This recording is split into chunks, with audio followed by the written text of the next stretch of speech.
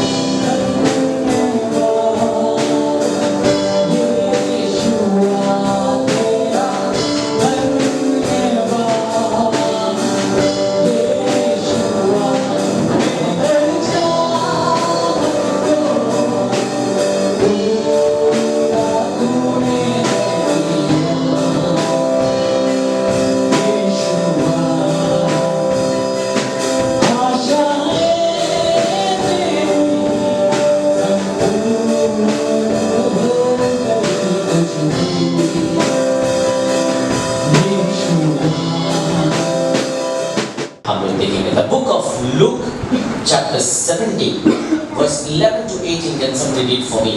लूका की पुस्तक उसका 17 अध्याय उसका 11 से 18 तक कोई पढ़ दे। ऐसा हुआ कि वह यरूशलेम जाते हुए सामरिया और गलील के बीच से होकर जा रहा था। किसी गांव में प्रवेश करते समय उसे 10 कोढ़ी मिले। उन्होंने दूर खड़े होकर ऊंचे शब्द से कहा, हे यीशु, हे स्वामी, हम पर दया कर। उसने उन्हें देखकर कहा, जाओ और अपने आप को याजकों को दिखाओ। और जाते ही जाते वे शुद्ध हो गए। तब उनमें से एक यह देखकर कि मैं चंगा हो गया हूँ, ऊंचे शब्द से परमेश्वर की बड़ाई करता हुआ लौटा और यीशु के पांव पर मुंह के बल गिरकर उसका धन्यवाद करने लगा और वह सामने था। इस पर यीशु ने कहा, क्या 10 शुद्ध न हुए तो फिर वे 9 कहाँ हैं? क्या इस परदेशी को छोड़ कोई और न निकला जो परमेश्वर की बड़ाई करता? জেরুজালেমে যাইবার সময় তিনি সামরিয়া ও গালিল দেশের মধ্য দিয়া গমন করিলেন। তিনি কোন গ্রামে প্রবেশ করিতেছেন, এমন সময় 10 জন গোষ্ঠী তাহার সম্মুখে পড়িল। তাহারা দূরে দাঁড়াইল আর তাহারা উচ্চস্বরে বলিতে লাগিল, যিশু, নাথ, আমাদিগকে দয়া করুন। তাহাদিগকে দেখিয়া তিনি কহিলেন, যাও, যাজকগণের নিকটে গিয়া আপনাদিগকে দেখাও। যাইতে যাইতে তাহারা সূচীকৃত হইল। তখন তাহাদের একজন আপনকে সুস্থ দেখিয়া উচ্চরবে ঈশ্বরে গৌরব করিতে করিতে ফিরিয়া আসিল এবং যিশুর চরণে উপুর হইয়া পড়িয়া তাহার ধন্যবাদ করিতে লাগিল। সেই ব্যক্তি সমর্থিত। যিশু উত্তর করিয়া কহিলেন, 10 জন কি সূচীকৃত হয় নাই? তবে সেই 9 জন কোথায়? ঈশ্বরের গৌরব করিবার জন্য ফিরিয়া আসিয়াছে। এই অন্য জাতির লোকটি ভিন্ন এমন কাহাকেও কি পাওয়া গেল না? Praise God. While he was on the way to Jerusalem, he was passing between Samaria and Galilee. As he entered a village, 10 lepers men who stood at a distance met him. आज मैं आपको बताना चाहता हूँ परमेश्वर के वचन से, আমি আপনাকে বলতে চাইছি ঈশ্বরের বাক্য থেকে कि प्रभु আমাদেরকে কি বলতে চাইছেন। What God wants to speak to you and to me. प्रभु আমাদের সাথে কি কথা বলতে চাইছেন। फटे और सिर के बाल बिखरे रहे और वह अपने ऊपर वाले होठ को ढांपे हुए अशुद्ध अशुद्ध पुकारा करे। जितने दिन तक वह व्याधि उसमें रहे, उतने दिन तक वह अशुद्ध रहेगा और वह अशुद्ध ठहरा रहे। इसलिए वह अकेला रहा करे और उसका निवास स्थान छावनी के बाहर हो। আর যে কুষ্ঠে ঘা হইয়াছে তাহার বস্ত্র চিরা যায় ও তাহার মস্তক মুক্ত কেশ খাওয়া ও সে আপনার কুষ্ঠ বস্ত্র দ্বারা ঢাকিয়া অশুচি সমাধি করিবে। যতদিন তাহার গাত্রে ঘা থাকিবে ততদিন সে অশুচি থাকিবে। সে অশুচি, সে একাকী বাস করিবে, শিবিরের বাহিরে তাহার বাসস্থান লাগিবে। যাদের कुष्ठ रोग থাকতো, जिनको कोढ़ होता था, उनके कपड़े कैसे होते थे? फटे हुए कपड़े। जिन्हें कोढ़ होता था उन्हें उनके चूल बिखरे रहते थे और वे सब समय चिल्लाते रहते थे, unclean, unclean, I am unclean। वे लोग रोज एक ही चीज बोलते थे, मैं अशुद्ध हूँ, मैं अशुद्ध हूँ, मैं अशुद्ध हूँ, मैं अशुद्ध हूँ, I am unclean, unclean, मैं अशुद्ध हूँ। जिन्हें कोढ़ की बीमारी होती थी, और बाइबल बताती है जिन्हें कोढ़ होता था वे लोग गॉड्स परमेश्वर के नजर में डिसफेवर होते थे। उन्हें परमेश्वर का फेवर नहीं मिलता था, इसीलिए वे कोढ़ की बीमारी से ग्रसित रहते थे। और ये जो कोढ़ी है, ये जब यीशु को बोलते हैं, लूका की पुस्तक उसका 17 का 3 में, उन्होंने दूर खड़े होकर ऊंचे शब्द से कहा, क्या कहा? हे स्वामी, हम पर क्या कर? हम पर दया कर। एक्चुअली ये जो कोढ़ी थे, ये यीशु को इसलिए नहीं बोल रहे थे कि वे चंगा होने मांगते थे। एक कुष्ठ रोगीरा যখন যিশুকে ডাকছে, প্রভু তুমি আমাদের উপরে দয়া করো, তার মানে নয় কি ওরা সুস্থ হতে চাইছিল। অ্যাকচুয়ালি ওরা চাইছিল কি যিশু ওদেরকে সেই দিন কিছু খাওয়া দেবে। কেন কি যখন কুষ্ঠ রোগীরা যদি কারোর কুষ্ঠ থাকতো, ওদেরকে সোসাইটি থেকে, গ্রাম থেকে, সিটি থেকে একদম আইসোলেটেড করা হতো। দূর কোনো জায়গায় ওদেরকে ওরা রেখে দিত ওদেরকে। এবার যদি কারোর দয়া এসছে, ওরা একটু সোশ্যাল সার্ভিস করতে পারে, খাওয়া দিতে পারে, জামা কাপড় দিতে পারে। কিন্তু যখন এরা দেখলো কি যিশু চলছে আর ওনার আশেপাশে অনেকজন যাচ্ছে, ওরা ভাবলো কি he is some kind of officer. एक कुष्ठोरा ये कोड़ी लोगों ने ऐसा सोचा कि सच में ये कोई ऑफिसर ग्रेड का आदमी है, इसको बोलने से ये आज हमें खाना जरूर खिलाएगा। That's why from the far, बहुत दूर से खड़े होकर वे उन्हें बोले कि हे यीशु, हे मास्टर, हम पर क्या कर, दया कर, क्योंकि शायद आज का भोजन तू ही हमें खिला सकता है, शायद आज का खाना तू ही हमें खिला सकता है। उसके बाद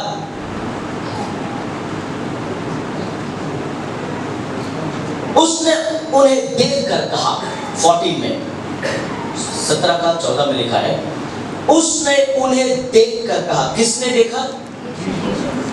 কে দেখেছে? যিশু দেখছেন। আমেন। যিশু কাদেরকে দেখছেন? unclean people। আমেন। যিশু কাদেরকে দেখছেন? unclean, कोढ़ी, lepers, जिन्हें समाज से निकाल दिया गया था। यीशु उनको देखते हैं और देखकर सिर्फ देखे, फिर लिखा हुआ है कहा। That means प्रभु यीशु ने उन्हें देखा और कहा।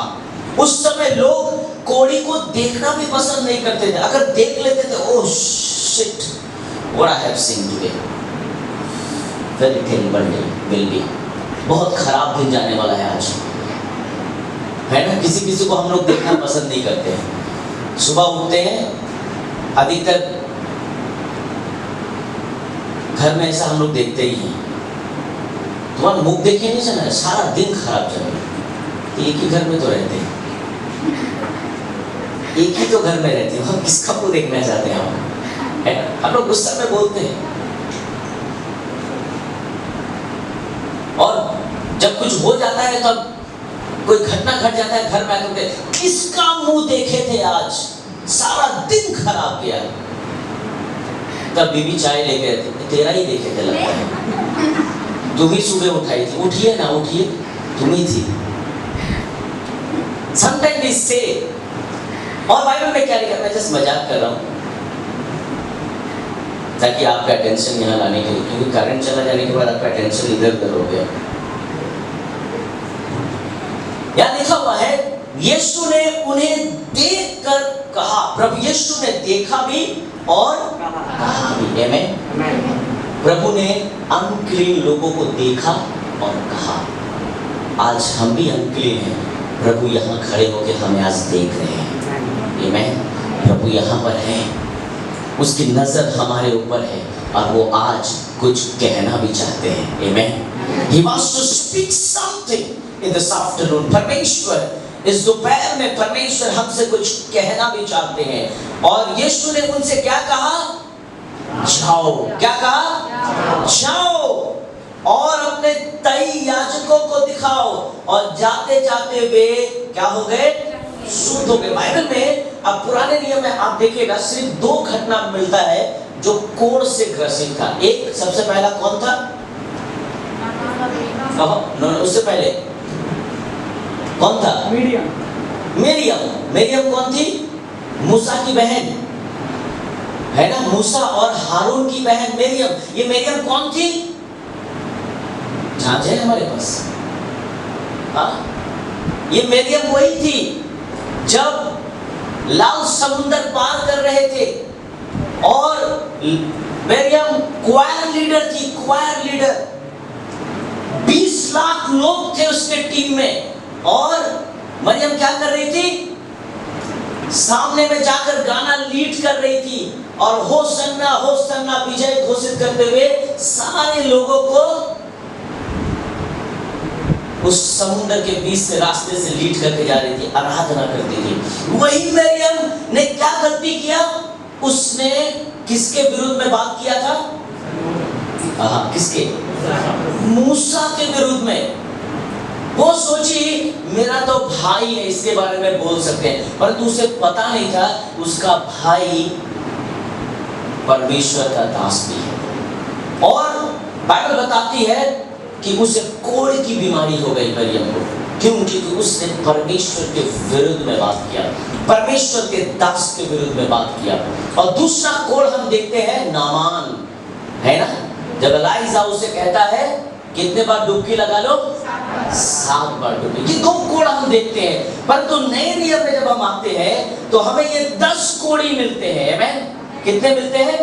10 कोढ़ी, 10 लेपर्स, 10 कोढ़ी। और उन्हें यीशु क्या कहते हैं? क्या कहते हैं? जाओ। आमेन। क्या कहते हैं? कोढ़ का बीमारी आप देखिएगा अधिकतर हाथ अगर ऐसे है तो हाथ ऐसे गलते गलते गलते गलते ऐसे हो जाता है, ऐसे हो जाता है। फिर लोग कपड़ा बांध लेते हैं इसमें। फिर पैर में होता है तो पैर ऐसे ऐसे करके ऐसे हो जाता है, इतना छोटा हो जाता है पैर, बस उसी में ही चलते हैं वो लोग ऐसे करके।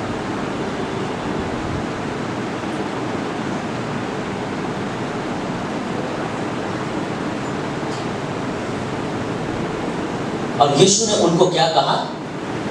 जाओ। वे लोग बहाना भी मार सकते थे, वे लोग एक्सक्यूज दे सकते थे कि प्रभु देखना हम कैसे चलेंगे, यहीं पर खाना दे देना, परंतु यीशु ने उनसे क्या कहा?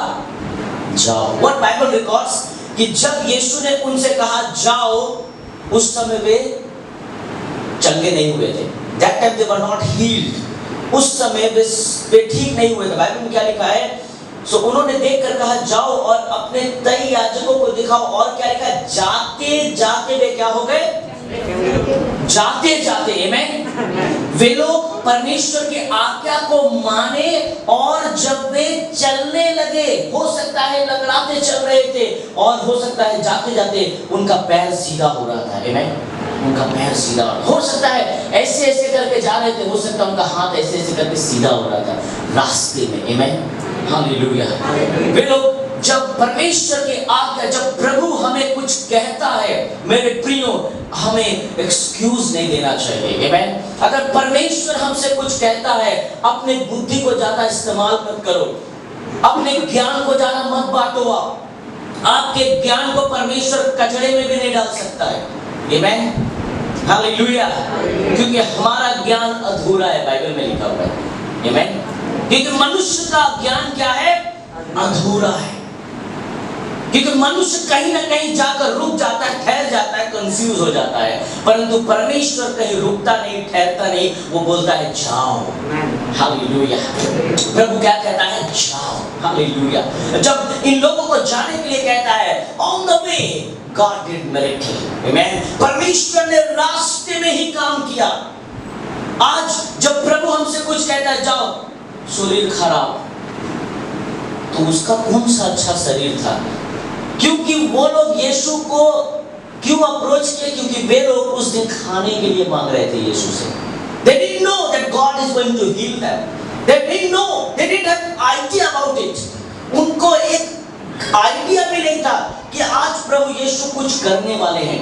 क्योंकि ग्रीक वर्ड में यहाँ पर जो मर्सी इस्तेमाल किया, इसका मतलब है कि खाना या कुछ हेल्प मांगना। यहाँ जो मर्सी एक्चुअली ओरिजिनल कुछ ऐसे लैंग्वेज है जहाँ पर पिटी व्यवहार किया है। Pity, that pity means so that they can provide some food और क्लोथ फॉर दैट। परंतु बाइबल में क्या लिखा है? रास्ते में ही वे क्या हो गए? परंतु 15 में लिखा है, तब उनमें से एक ये देखकर कि मैं चंगा हो गया हूँ, ऊंचे शब्द से परमेश्वर की क्या की? बड़ाई करता हुआ लौटा और यीशु के पांव पर मुंह के बल गिरकर उसका धन्यवाद करने लगा। और वो कौन था? कितने? गिनिए 1 2 3 4 5, हाथ ऊपर करके सब 1 2 गुड, काउंट 3 4 5 6 7 8 9 10, बराबर 10। 11 किसी का हुआ है? 9। वाह, आपको कोड़ देगी। चंगे हैं आप, 10 है, गुड, बस उससे ज्यादा नहीं लेना, 10 बस। और 10 कोड़ी को यीशु ने क्या कहा था? जाओ, परंतु आए कितने? एक। How many people came? How many? Only one person came. एक व्यक्ति आया और वो यीशु के पैरों में गिर गया और उसे धन्यवाद करने लगा। 17 में लिखा हुआ है, इस पर यीशु ने कहा, क्या 10 शुद्ध ना हुए तो फिर वे 9 कहाँ हैं? इस पर परदेशी को छोड़ और कोई ना निकला जो परमेश्वर की बड़ाई करता है। क्या परमेश्वर ने 10 को ठीक नहीं किया था? प्रभु ने 10 को ठीक किया था, परंतु वे कहाँ हैं? 9 कहाँ गए? कहीं ऐसा तो नहीं ये 9 हमारे ही चर्च में पाए जाते हैं, ये 9 कोड़ी हमारे चर्च में पाए जाते हैं। ऐसे बहुत सारे लोगों को आपने निमंत्रण किया था, जो लोग बीमार थे, जिन लोगों के पास नौकरी नहीं था, जिनके जीवन में कष्ट था, जिनके जीवन में तकलीफ था, जो लोग एकदम खराब कंडीशन में थे, आपने उन्हें कलीसिया में लाया, चर्च में लाया, मंडली में लाया, प्रार्थना करना सिखाया, बाइबल पढ़ना सिखाया, फास्टिंग करना सिखाया। आप लोग उसको चर्च में एकदम स्थायी जगह पर लाए और जैसे ही उनके जीवन में आशीष आया, वे लोग 9 कोड़ी का हाथ पकड़ के चले गए। आमीन। वो 9 कोड़ी कौन थे पता है? उसमें से एक कोड़ी ऐसा होगा जो मंगनी कर आया था, एंगेजमेंट कर आया था। वो बोला, मेरा हाथ ठीक हो गया है, अब इसमें भी अंगूठी पहने, अब जा रहे हैं शादी करने, क्योंकि मेरा होने वाली पत्नी मेरा वेट कर रही है। उसमें से ऐसा व्यक्ति भी होगा, मैं अपने बीवी बच्चे को कितना दिन से नहीं देखा, अरे कैसा हो गई, मोटी हो गई ना पतली हो गई, हम जा रहे हैं देखने। वो गया अपनी बीवी बच्ची को देखने। उसमें से एक ऐसा व्यक्ति भी होगा जो अपने माँ बाप को देखने गया होगा, मेरे मम्मी पापा कैसे होंगे, हम जा रहे हैं देखने के लिए। अच्छा, सब अच्छा काम कर रहा है, सब अच्छा काम कर रहा है। उसमें से एक व्यक्ति ऐसा होगा, हम अपने बिजनेस को छोड़कर आए हैं, पता नहीं मेरे नौकर लोग बिजनेस को कैसा रखे होंगे, हमें जाकर देखना है। चला गया। आज कई बार परमेश्वर हमें अच्छे आशीष को देता है, परंतु हम बिजी हो जाते हैं अपने नौकरी, अपने काम में। जब नौकरी नहीं रहता है, काम नहीं रहता है, हम लोग रेगुलर चर्च आते हैं। जैसे काम मिल गया, हमें उन्हें बिजी हो गए, बहुत बिजी हो गए हैं। मैं नहीं जानता, अब लोग लास्ट पढ़ेंगे, उसके बाद मैं बताऊंगा। तब उसने उससे कहा, 19 में लिखा हुआ है, तब उसने उससे कहा, उठ चला जा, तेरे विश्वास ने तुझे। And he said to him, stand up and go, your faith has made you well. यीशु ने उससे कहा, क्या कहा? क्या कहा उससे? उठ। यीशु ने उससे क्या कहा? उठ। आमीन। परमेश्वर का पुत्र प्रभु यीशु मसीह उसको क्या बोला? Stand up. वे 10 कोड़ी नहीं जानते थे क्या यीशु परमेश्वर का पुत्र है, परंतु हम जानते हैं यहाँ बैठे हुए लोग कि यीशु परमेश्वर है। जब वे उनकी बात को इतना मान सकते हैं, तो आज हम नहीं मानते। आज प्रभु हमसे कुछ कहता है, हम कुछ और करते हैं। आज परमेश्वर हमसे कुछ और चाहता है, हम कुछ और करते हैं। वो जो 9 कोड़ी था, कहीं ऐसा तो नहीं कि हम सिर्फ परमेश्वर को जब भी जरूरत पड़ता है तभी घंटी बजाते हैं। परमेश्वर को आपके नारियल का जरूरत नहीं है, परमेश्वर को आपके हृदय का जरूरत है। प्रभु मेरा प्रार्थना सुना, 1 किलो लड्डू चढ़ाएंगे। प्रभु यीशु मसीह क्या लड्डू खाने बैठा है तुम्हारा?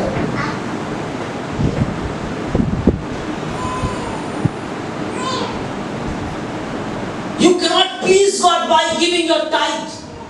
आप अपने दशमांश को देकर प्रभु को फुसला नहीं सकते हो। आपको परमेश्वर के हर एक आज्ञा को पालन करना है, तब प्रभु खुश होता है।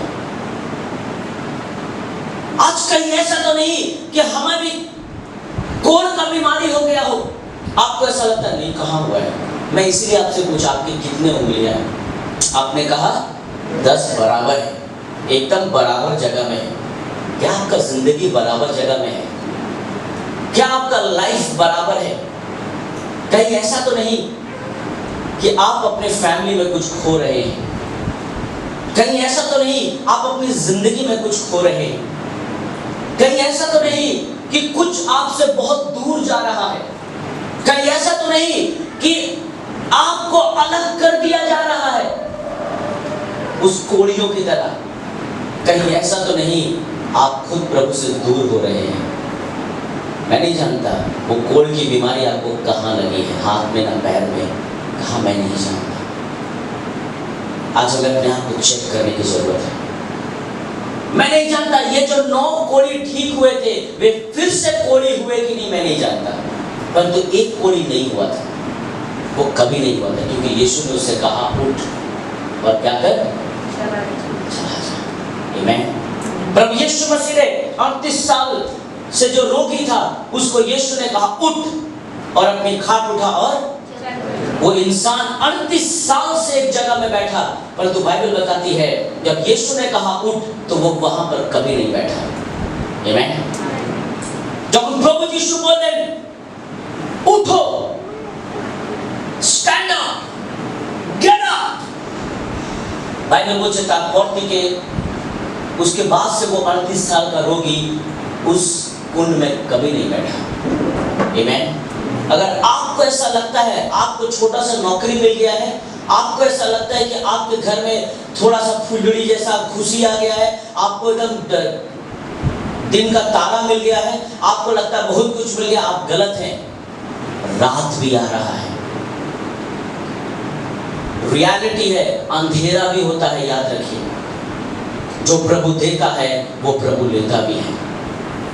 प्रभु आपसे कुछ नहीं चाहता, प्रभु चाहता है कि हम उसे धन्यवाद दें, हम उसके चरणों में आए, हम उसके पैरों में गिरे, क्योंकि अगर हम उनके पैरों में गिरेंगे तो वो हमें हर एक जगह खड़ा करेगा। हमें उसके चरणों में गिरना सीखना है। If you cannot bow before God, He cannot lift you in this world. अगर आपको ऐसा लगता है कि आपने सब कुछ पा लिया, आप गलत हैं, आप गलत हैं। ये 9 व्यक्ति ने चंगाई नहीं पाया था, एक व्यक्ति ने जरूर पाया था, सब तरह के चंगाई। आमीन। आज आपसे ये सवाल है मेरा, आप कहाँ हैं? क्या इस 9 व्यक्ति में कहीं ऐसा तो नहीं कि आप चर्च आने के लिए बहुत कैलकुलेट करते हैं? कहीं ऐसा तो नहीं आप मंडली आने के लिए बड़ा कैलकुलेशन हिसाब किताब करते हैं? कहीं ऐसा तो नहीं कि आप हनन्या और सफीरा की तरह सोचना स्टार्ट कर दिए हैं कि प्रभु तू मुझे ये दे, प्रभु मैं ये करूंगा, मैं वो करूंगा। हनन्या ने कहा था प्रभु मैं ये जमीन बेचूंगा और जो कुछ तू मुझे देगा ये मैं तुझे दे दूंगा। सफीरा ने बोला जो तू देगा मैं इसे, परंतु जैसे ही पैसा उनके हाथ में आया उनका इरादा क्या हो गया?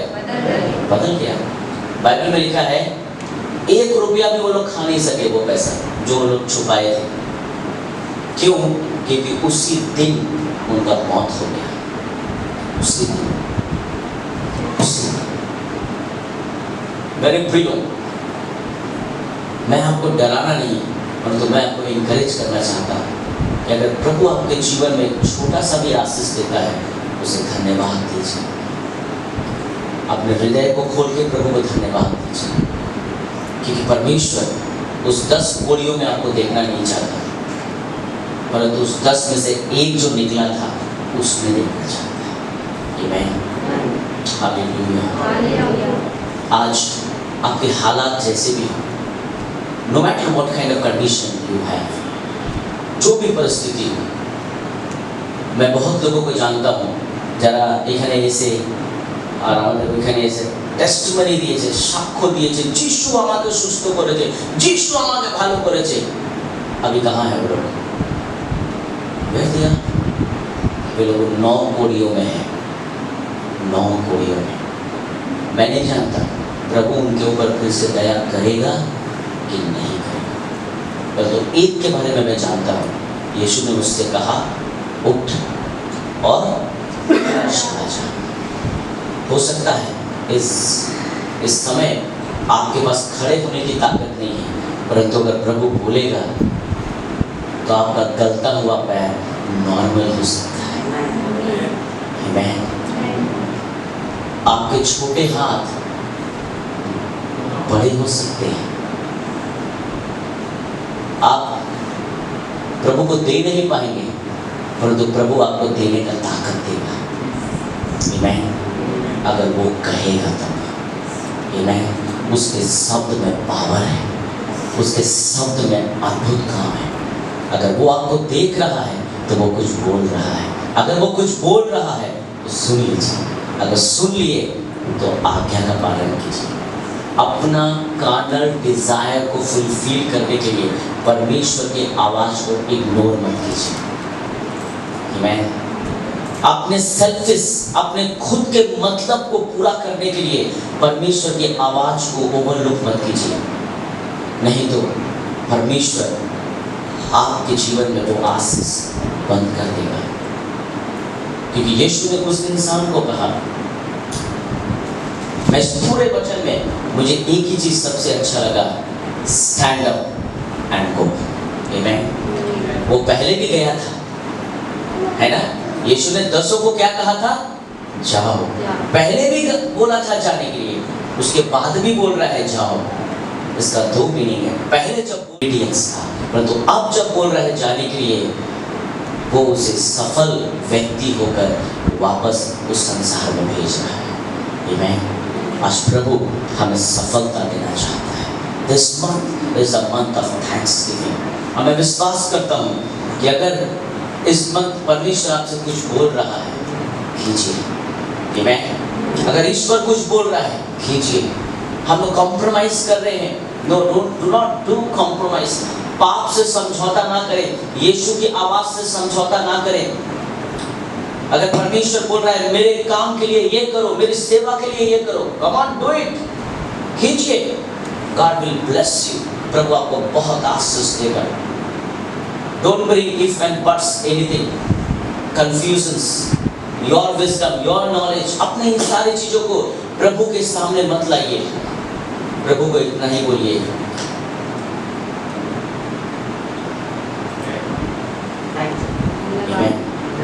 सिर्फ प्रभु को इतना ही बोलिए। हाथों को उठा दीजिए, बोलिए यस यस।